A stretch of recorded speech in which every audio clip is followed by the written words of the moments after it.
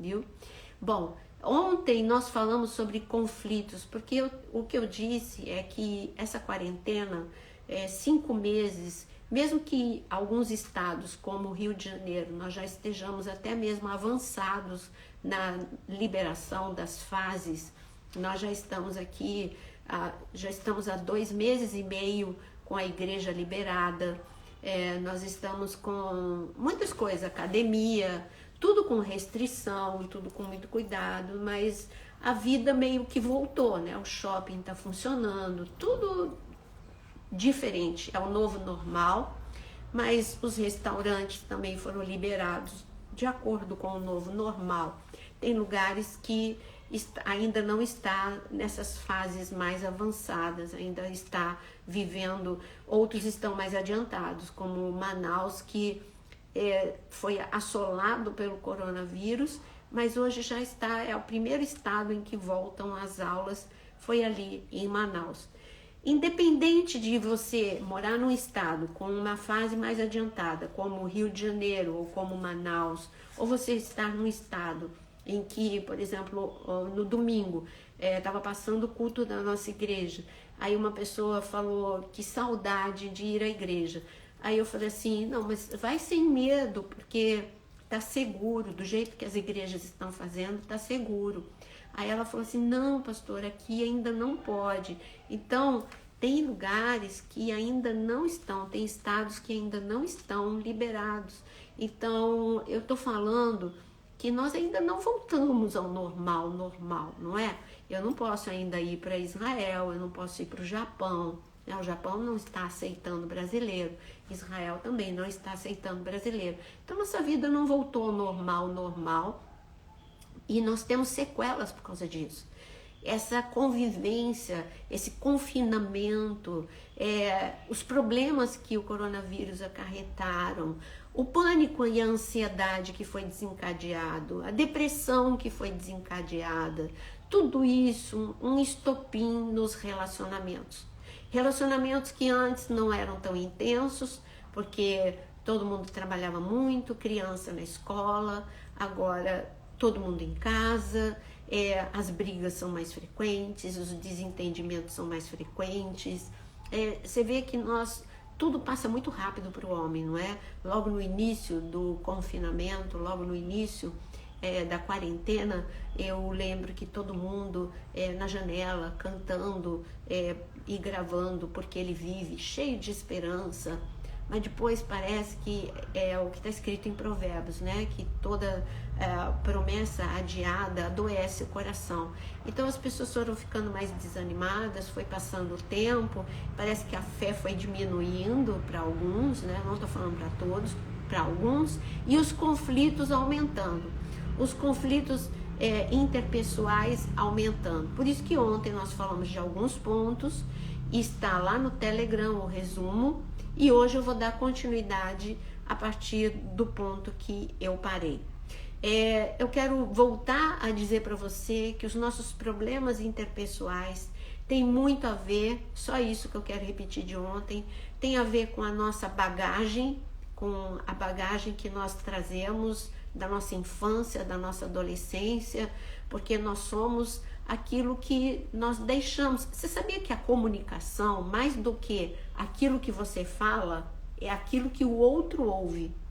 Nem sempre o que você fala chega no outro da mesma forma. A outra pessoa, ela interpreta de acordo com as janelas que são abertas com o gatilho. E, por exemplo, ela pode interpretar uma coisa que você falou natural, ela pode interpretar como uma crítica, ela pode interpretar, se ela tem uma baixa autoestima, ela pode interpretar como uma ofensa, e você não falou, não foi essa a sua intenção. Então, comunicação, mais do que aquilo que eu falo, é o que a pessoa entende. Por isso que é tão importante não só o autoconhecimento, como você conhecer as pessoas com quem você convive. Conhecer o temperamento, conhecer um pouquinho da história da pessoa. E você vai saber aquilo que, dependendo da pessoa, você vai entender o que a magoa, como ela interpreta as coisas. Não é se adaptar à doença, não pense nisso. É simplesmente no processo da pessoa amadurecer e melhorar, você vai evitar alguns problemas. Então, relacionamento interpessoal tem a ver com as bagagens que a gente traz, com as interpretações que fazemos, tem a ver também com o temperamento, que ontem eu falei muito rapidamente, mas a diferença de temperamentos deveria ser a beleza da diversidade, porque há uma beleza na diversidade. Por exemplo, quando eu amo, né? Todo mundo já sabe aqui que eu amo orquídea. Se você me perguntar qual a orquídea que eu amo mais, eu não sei nem te dizer, eu amo todas. Eu amo ir para orquidários e ver a diversidade delas. Cada uma tem a sua beleza própria. Eu amo aquela que é miudinha, eu amo a que é maior, eu amo a que é bem exótica, eu amo a mais delicada e mais comum, a branca. É a mais comum, mas ela tem a sua beleza. Então eu amo a diversidade desse universo de orquídeas. E a mesma coisa deveria ser temperamento. Não existe um temperamento ou um perfil comportamental melhor do que o outro. Todos têm a sua beleza. Então as pessoas com quem você convive, elas são... Primeira coisa que você tem que identificar, as pessoas com quem eu convivo são diferentes. Elas têm um tempo diferente do meu para agir e reagir.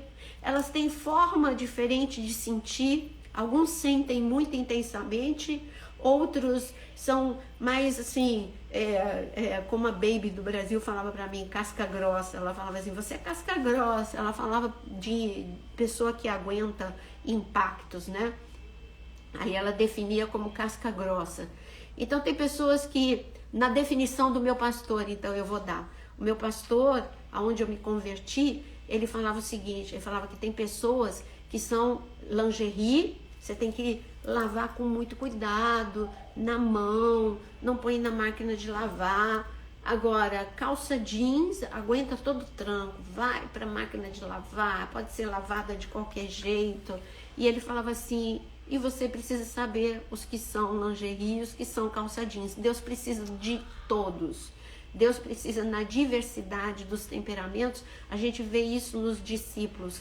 Nós vemos que uma pessoa mais sensível, como João, Deus precisava, e porque foi João com toda a sua super, hiper, mega sensibilidade de um melancólico, a facilidade de descrever de um melancólico, de olhar para detalhes, aí o Senhor precisou dele para escrever o livro de Apocalipse. Além de poder descrever um pouquinho do que é o amor, não é?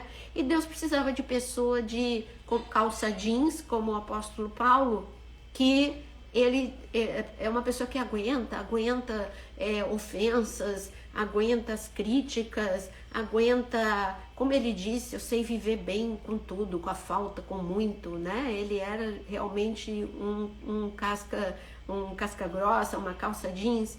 E a gente vê também como os discípulos, eles tiveram problema de relacionamento também, a ponto de em Gálatas 5, que é um versículo que eu gosto muito, de Paulo, ele dizer assim, não vos mordeis uns aos outros, nem vos devorais uns aos outros. E ele falando de amor, de repente ele fala o inverso do amor, né? Eu acho fenomenal quando ele fala isso, não se mordam, não se destruam, não se devorem. Eu conheço o versículo, amai-vos uns aos outros. Aí Paulo já veio com outro, né? A lei tem que amar uns aos outros para não se destruir, não se morder mutuamente. Para a gente poder superar conflitos, nós precisamos ouvir antes de falar, o número 1. Número 2, responder com calma, que nós entramos em mansidão, domínio próprio. Ignorar o insulto, que isso significa proteger as suas emoções. Número 3. Número 4, não ter a necessidade neurótica de ficar se defendendo e ficar falando interminavelmente, não retrucar. E número 5 é o ponto que nós vamos ver hoje. Então, número 5 é não retrucar. A passagem bíblica para o número 5, que é tratar com respeito. Então vamos lá, o número 5 do nosso item sobre conflitos, eu vou dar agora a passagem bíblica, é Provérbios 11, versículo 12. O homem que não tem juízo ridiculariza o seu próximo, mas o que tem entendimento refreia a língua. Vou repetir para você, porque nós estamos falando de tratar com respeito. Olha, tratar com respeito, vou repetir o versículo para a gente falar o que é tratar com respeito. O homem que não tem juízo ridiculariza o próximo, mas o que tem entendimento, o que é sábio, o que tem entendimento, refreia a língua. Eu digo para você que quando você... olha, o provérbio não podia achar uma palavra melhor. Quem não tem juízo vai ridicularizar, vai criticar, vai ficar falando da pessoa para os outros. Isso é não ter juízo. E eu disse ontem, foi na live do perdão. Eu disse que as pessoas meio que não têm juízo. Você sabia que você tem um inimigo que mata, rouba e destrói? Tá, aí tudo bem, você sabe disso. Aí você sabe que ele mata, rouba e destrói e você leva para o espiritual, que é verdade. Ele mata, rouba e destrói a sua vida espiritual. Ele mata, rouba e destrói famílias. Ele mata, rouba e destrói finanças. Mas você esquece que ele mata, rouba e destrói também relacionamentos e as emoções. E ontem o Tiago até estava lá, eu disse que uma pessoa, isso é insanidade. Quando você fala de uma pessoa, quando você fala de alguém para outra, você tenha certeza, vai chegar naquela pessoa o comentário. Vai chegar.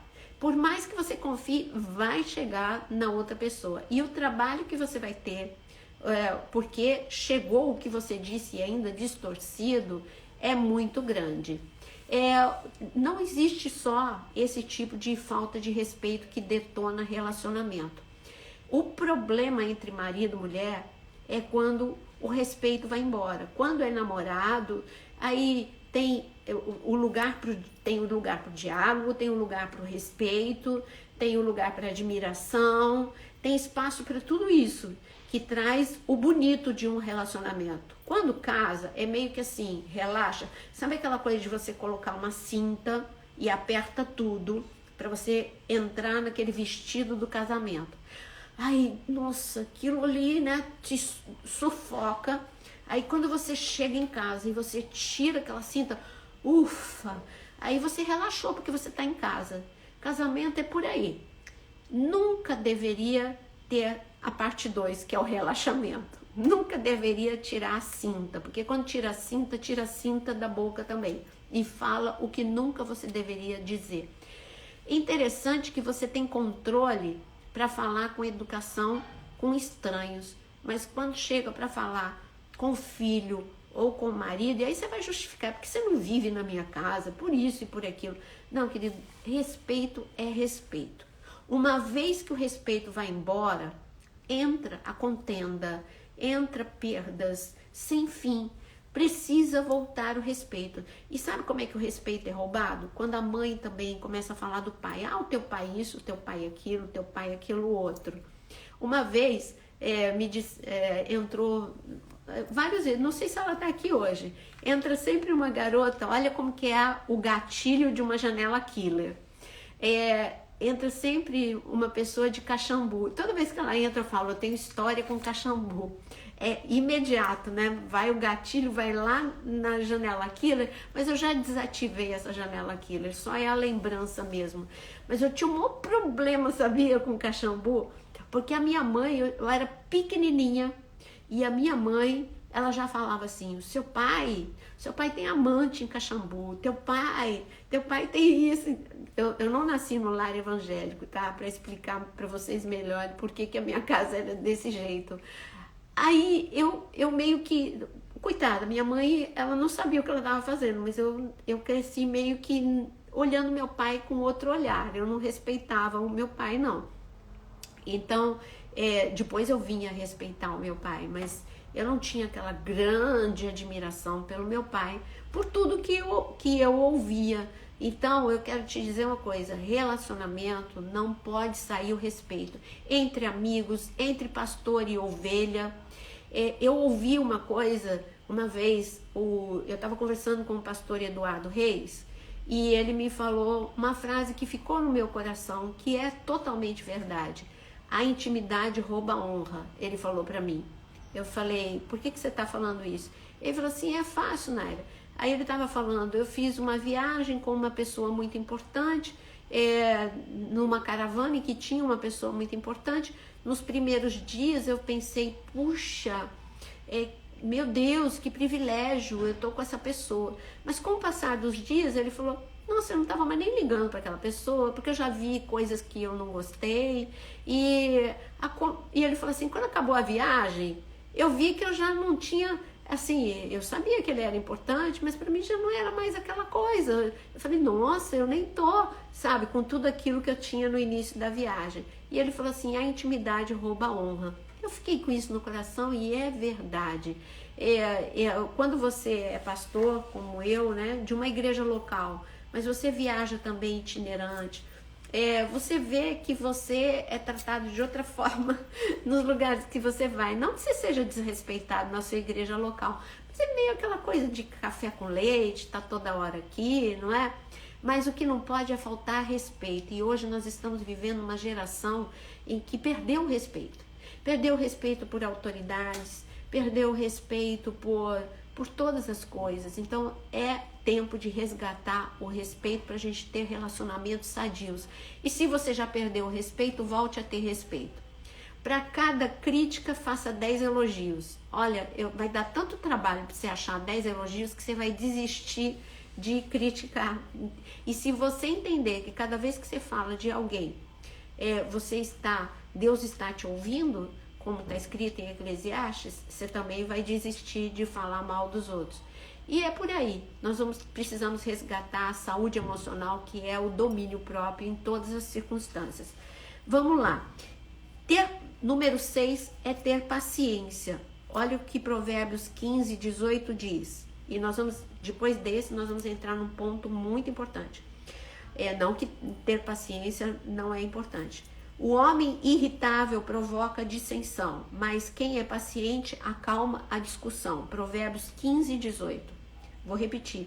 Provérbios 15, 18. O homem irritável provoca a discussão. Já quem tem paciência acalma a discussão. Aí eu vou perguntar uma coisa para você.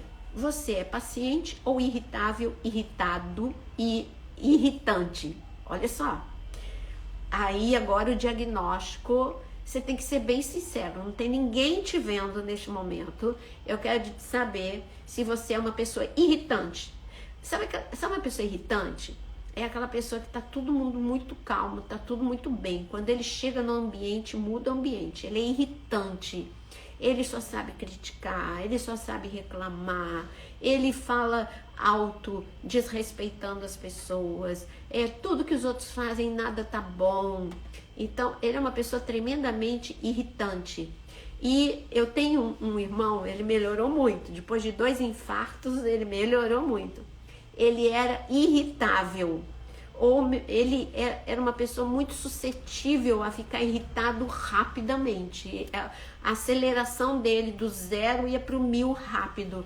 Então eu, como a irmã mais nova, eu morria de medo, até com o meu piso. Menina, não corre. Menina, tá pisando duro. Eu sempre fui de falar baixo. E ele ficava assim, tá falando alto. E eu ficava, não tô falando alto. Eu falo baixo, como é que eu tô falando alto? Aí quando eu entrava no carro, tá batendo, olha a porta. E eu ficava prestando atenção para não bater a porta do carro. E eu fechava a porta do carro assim, no susto, fechava devagar. Mas aí ele falava, não é a geladeira de casa, garota. Olha como você fecha a porta do carro. Olha, resultado, crescer num ambiente de pessoas que são facilmente irritáveis, elas ficam irritadas com qualquer coisa, traz ansiedade. Eu cresci ansiosa, porque eu ficava ansiosa, eu tô pisando certo, eu tô falando certo, eu tô fechando a porta certo.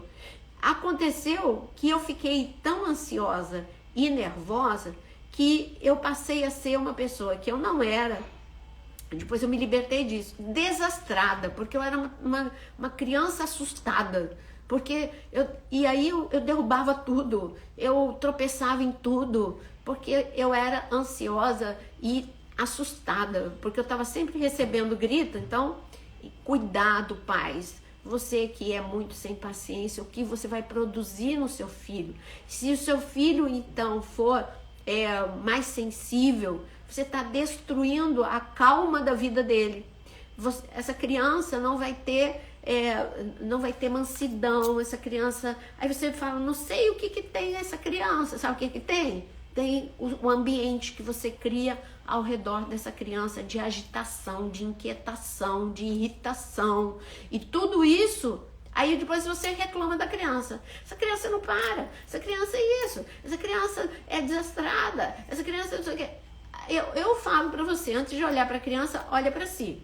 Olha o que o ambiente em que ela está crescendo está produzindo nela. Ela tem uma base de calmaria, ou ela tem até medo de respirar, ou ela tem um medo absurdo. Errar faz parte da vida. E ela tem um medo absurdo de mostrar nota, de falar dos seus fracassos. Seus filhos têm que ter tanta confiança de falar, tanto dos aplausos quanto das vaias. E você tem que ter domínio e estabilidade para tanto saber elogiar como saber incentivar quando a coisa não foi tão legal assim. É claro que tem a disciplina, que tem a educação, mas a educação verdadeira é uma educação com uma base de segurança, de amor, de aceitação. E tudo isso é muito importante para o emocional. Você vai poupar anos e anos de terapia no seu filho se ele tiver uma casa equilibrada, onde tem pessoas felizes. Procura ser feliz, procura tornar o ambiente feliz. O desafio de Jesus para a gente é ser sal e luz. Então nós devemos aceitar esse desafio, tá bom? Então ter paciência, porque muitas vezes você não tem paciência para ouvir o outro, que foi um item. Você não tem paciência para pensar se deveria reagir ou não. Enfim, então o item paciência você entendeu? E o versículo é Provérbios 15, 18. Chegamos no nosso sétimo item. O nosso sétimo item é perdoar. Foi o meu assunto de ontem. Sobre perdão, não tem ninguém melhor do que Deus, desde o Antigo Testamento até o Novo Testamento. Esse é o tema, perdão. Perdão, amor anda de mãos dadas com perdão. Primeiro, quando você anda nessa linha de perdoar, eu sei que não é fácil perdoar. E dependendo do teu temperamento, é mais difícil perdoar. Por vezes eu gostaria de ser sanguíneo, porque o sanguíneo tem uma facilidade, o extrovertido tem uma facilidade enorme de perdoar. Mas ele também tem uma facilidade enorme de magoar, porque ele não pensa, né? Quando ele não é tratado pelo Espírito Santo, ele é uma pessoa que ele fala sem pensar. Então, ele magoa muito, ele não mede as consequências, ele fala, simplesmente fala, sem medir as consequências. Então, mas ele perdoa com muita facilidade. E o perdão não é um assunto fácil para se tratar, porque se existe necessidade de perdão, é porque teve uma ferida muito grande, é porque teve uma decepção muito grande, é porque teve uma agressão muito grande, é porque teve uma frustração muito grande. E geralmente com pessoas as mais próximas possíveis. Quando você vai no Salmo, eu vou abrir com vocês, é o Salmo 55, quando Davi, ele fala, mas é um salmo messiânico, falando de Jesus, falando sobre o fato de ser ferido por pessoas próximas. Se fosse um estranho que tivesse feito isso, mas é você, meu amigo íntimo, aquele que põe a mão no prato. As piores feridas, elas são feitas pelas pessoas mais próximas, porque um desconhecido, também, ele te frustra, ele te magoa, mas passa logo. Essa pessoa não significa muito para você. Mas as piores feridas, aquelas que você precisa perdoar a pessoa, é porque você depositou confiança, amor, admiração por essa pessoa. Então, as feridas, elas começam quando você é magoado pelos seus próprios pais, ou pelo abandono, ou por agressão verbal, ou por agressão sexual. Tem tantas coisas a serem perdoadas. E você fala, mas como é que eu vou perdoar o imperdoável? Eu sei que tem coisas que parecem imperdoável, mas eu digo para você que ainda que isso esteja no padrão ou no patamar imperdoável, eu digo que o perdão é um curativo que você precisa, é algo que você precisa para ficar bem. Não é legal quando você quebra a perna, quando tem que, sabe, colocar no lugar, ou o joelho sai do lugar e tem que colocar no lugar a rótula. Eu já vi isso de uma pessoa, meu Deus, eu quase morri ao ver colocar a rótula no lugar. Mas e se não... Dói. Mas e se não colocar a rótula? Nunca mais vai andar. Não tem como andar direito, não tem como correr, não tem como avançar. A falta de perdão é a mesma coisa. É você colocar a rótula no lugar. Perdoou, a perna quebrou, ou o joelho, e ali saiu do lugar, você vai, coloca no lugar. E esse realinhamento, que é dolorido, vai fazer com que você volte a andar. Não de imediato. Esse aqui é o problema. Você acha que o perdão tem um efeito imediato? Não, é um processo dentro de você e Deus respeita esse processo. É sério, Deus respeita esse processo. Ele não quer que... Não, eu vou... Ele fala para você, olha, o alvo é amar o inimigo, mas no meio do caminho tem todo um processo que eu respeito. O que Deus diz é o ato de perdoar, é você liberar aquela pessoa, é tirar aquela pessoa do teu coração, aquele peso, porque essa pessoa ela fica pesada dentro do teu coração. Você já reparou? Eu não sei você, mas eu sou assim. Eu tenho que lutar contra isso, eu luto contra isso, porque quando eu sou ferida emocionalmente, eu penso muito sobre a coisa e eu já sei que eu não posso, então eu luto. Não, eu não vou pensar. Eu não vou ficar pensando sobre isso. Eu não vou ficar chafurdando na lama da amargura. Não, eu não vou. Eu decido não ficar pensando. Tem muita coisa boa para eu viver. Passado já passou. As coisas velhas já foram. Eis que tudo se fez novo. O que você tem que entender, tem como voltar atrás? Tem como essa pessoa apagar o que essa pessoa fez? Não, não tem. Então, se não tem, eu tenho que lidar com o que aconteceu. Eu tenho que lidar, mas não ficar lá no passado, porque a falta de perdão me prende no passado. Ela me segura também no presente, porque eu tô ali, tô com o pé preso no passado. E no presente eu tô tentando andar e não consigo. Até que você cansa dessa luta. Você tá sempre preso ao passado e não consegue andar no presente. E você não vai ter um futuro. Um bom exemplo é o profeta Jonas. Olha, ele tinha chamado, ele tinha unção. Deus delegou uma missão para ele, vai pregar em Nínive. Mas ele estava tão preso ao passado, às mágoas dos assírios, que ainda que ele estivesse no presente com algo novo de Deus para ser feito, a força dessa falta de perdão é como a lei da gravidade, sabe? A falta de perdão porque quando você perdoa, é a lei do reino de Deus. A lei do reino de Deus, ela te puxa para cima. Você cresce, ela te leva adiante, né?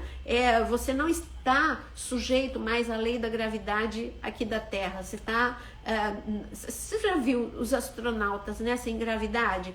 O corpo fica leve, salta, dá pulos que impossíveis de serem dados, enfim. Agora, quando você não perdoa, você está na lei dos homens, você está na lei do que te ensinaram, né? Aquela famoso olho por olho, dente por dente. E Deus não quer que você fique preso nisso. Olha, eu vim trazer novidade. O negócio é o seguinte: amor vale a pena, ama, perdoa, libera, ame o seu inimigo. E amar o inimigo não significa conviver com o inimigo, significa liberar, tirar a história do teu coração, não deixar que ela ocupe teu coração. E cada vez que ela vier a tua lembrança, você fala, eu decidi perdoar, porque eu quero andar, eu quero correr, eu quero avançar, eu não quero carregar essa pessoa é muito pesada para eu ficar carregando, e enquanto eu carregar essa pessoa vai ficar cansativo e eu não vou chegar a lugar nenhum. Então, é você desistir de carregar essa pessoa, e cada vez que você tiver a lembrança daquilo que foi dito, daquilo que foi feito, você vai brigar com você mesmo e você vai dizer, eu não quero mais pensar nisso, eu desisto de pensar nisso, eu vou pensar sobre coisas, o que a peneira de Filipenses 4 diz, eu vou pensar sobre o que é bom, o que é puro e o que é agradável. É bom, é puro, passa pelo teste. É bom, é puro e agradável eu ficar pensando na ofensa? Não, não é. Então eu não vou pensar na ofensa. Eu vou deixar que Deus cuide disso, eu vou deixar que a pessoa defina o seu próprio destino. É como que se você, quando você não perdoa, é como que se você ficasse meio que nem o profeta Jonas. Mas se os homens, se os assírios, se os habitantes de Nínive, se eles se arrependerem, eles vão viver bem, eles não merecem viver bem. Eu não quero que eles vivam bem. É como que se você tivesse assim, na minha mão está o poder de reter, eu não vou perdoar, porque ele não merece. Eu vou perdoar e vai ficar assim mesmo? Ele fez tudo isso comigo e vai ficar por essa mesmo? Não fica assim, meu amado. Deixa eu te falar uma coisa. É a lei da semeadura. O que essa pessoa fez, ela vai colher. Não que você não tem que desejar nada. Essa pessoa, ela pode mudar ou não mudar. Se mudar, eu dei o exemplo ontem, vai ser como Pedro. Pedro ofendeu Jesus, fugiu no Getsemane, não esteve ao pé da cruz, não foi um erro só, desobedeceu Jesus e cortou a orelha de Malco. Ele fez muita coisa para desobedecer Jesus. E negou Jesus, não esteve esperando Jesus lá no túmulo na hora da ressurreição. Jesus avisou tanto que ao terceiro dia ressuscitaria, ele deveria estar lá, mas não estava. Então, mas no momento em que Jesus ele liberou Pedro ficou livre para poder decidir o que fazer com aquilo que ele tinha feito. Ou se arrepender de verdade, voltar para Jesus, se humilhar, ser outra pessoa, ser transformado. E foi o que aconteceu. Jesus perdoou 2 pessoas. Ele perdoou todo mundo, mas eu estou falando que 2 pessoas dos seus discípulos precisavam de mais perdão do que todos os outros. Pedro, por ter negado, e Judas, por ter traído. Jesus perdoou os 2. Agora, o destino dos 2 coube ao que eles quiseram fazer com a própria vida deles. Judas, ele teve remorso, ele não foi pedir perdão, Jesus, perdão, como Pedro. Pedro quis o relacionamento de Jesus, já Judas não. Então, você vê que Judas, ele morreu precocemente. Esse não era o plano de Deus, dele morrer dessa forma. Ele foi chamado para ser discípulo, se tornar apóstolo. Ele curou enfermos, ele expulsou demônios. Era para isso continuar na vida dele, mas ele interrompeu a vida dele. Então, quando você perdoa, você só libera a pessoa para ela tomar a decisão do que ela quer fazer da vida dela. E o fruto ela vai colher, porque ela semeia e ela vai colher. Agora, você não pode ficar preso a essa pessoa. Eu estava falando ontem a trajetória do perdão de Jesus só no último dia da sua vida, nos 2 últimos dias da sua vida, foi muito grande. Ele perdoou ali no Getsemane, ele perdoou antes, ele perdoou no cenáculo, lavando o pé de todo mundo, lavando os pés de Judas, lavando os pés de Pedro e de todos. Ali foi perdão antecipado, porque Jesus conhecia e sabia, onisciente. Então ele já estava ali lavando o pé e perdoando. Ele perdoou no Getsemane, não só os discípulos. Por que os discípulos? Como é que eu posso provar biblicamente que ele perdoou os discípulos ali no Getsemane? Eles não vigiaram, eles não oraram. Aí quando se aproximou a multidão junto com Judas, ele podia simplesmente Jesus não precisava fazer nada, era só ficar omisso. E a omissão de Jesus aqueles soldados iam prender todos os discípulos. O que ele falou? Não é a mim que vocês... Leia lá Lucas capítulo 18. Não é a mim que vocês estão procurando? Então deixa esses irem. Olha que perdão lindo. Ainda protegeu quem ofendeu ele. Ele não só perdoou, mas protegeu. Depois ele aceitou o beijo de Judas e chamou Judas de amigo. Na cruz ele perdoou todos. Na cruz ele ainda perdoou os 2 malfeitores. Um quis viver o perdão, o outro não. Então, o tempo todo que eu estou mostrando para você é que perdoar a pessoa, você só está deixando a pessoa livre para o destino que ela mesma vai escolher.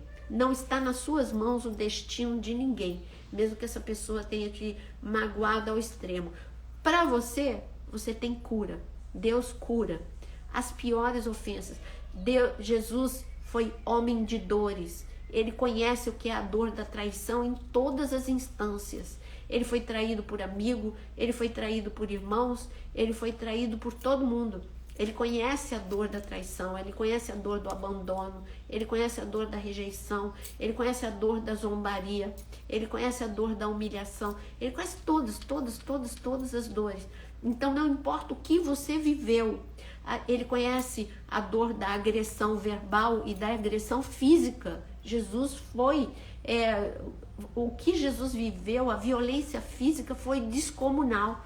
Então o que eu quero te dizer é que não importa o que você tenha vivido, hoje é tarde de cura, Deus te cura, mas ele só pede de você, perdoa e diz: Pai, eles não sabiam o que estavam fazendo, mas eu decido perdoar. Eu quero ficar livre, eu quero ficar leve. E toda vez que vier na tua cabeça, não, você não perdoou aí, veio na tua cabeça de novo. Você não teve amnésia, você só vai dizer: eu não vou alimentar essa memória. Eu escolho não pensar nessa memória. Eu já entreguei essa memória nas mãos de Deus. Leva teus pensamentos cativos a Jesus Cristo. Você tem que viver a Bíblia. Adianta você saber que está escrito levar cativos os pensamentos a Jesus Cristo? Você tem que viver isso. Leve os teus pensamentos cativos a Jesus Cristo. Use de novo a peneira que eu te falei, né, de Filipenses, Filipenses 3, onde diz que tudo que é bom, tudo que é puro, tudo que é agradável, seja isso que ocupe o teu pensamento. Nós precisamos viver mais a palavra e não só conhecer a palavra de letra, mas viver a palavra. Então vocês entenderam? Eu não dei o versículo do número 7. Gente, nem sei onde é que tá. Meu óculos está aqui. Então, eu vou ler para vocês o versículo do item número 7, que é perdoar, é Colossenses 3,13. Olha aqui. Suportem-se uns aos outros e perdoem as queixas que tiverem uns contra os outros. Perdoem como o Senhor lhes perdoou. Colossenses 3,13. E ainda acrescento a você, né, o que está escrito em Mateus 5, versículo 9, e nós vamos finalizar com esse item 7, tá? Bem-aventurado os pacificadores. Para falar de conflito, a gente falou ontem e hoje sobre conflitos, e a live já está acabando. Eu termino conflitos dizendo: bem-aventurados os pacificadores, pois serão chamados filhos de Deus. Que você seja um pacificador e não um agitador, e não uma pessoa de intriga, e não um irritável, irritante. Que você medite em cada um desses 7 itens para transformar os seus relacionamentos. E que ensine isso aos seus filhos, que você ensine a outra geração, que você possa dar um legado.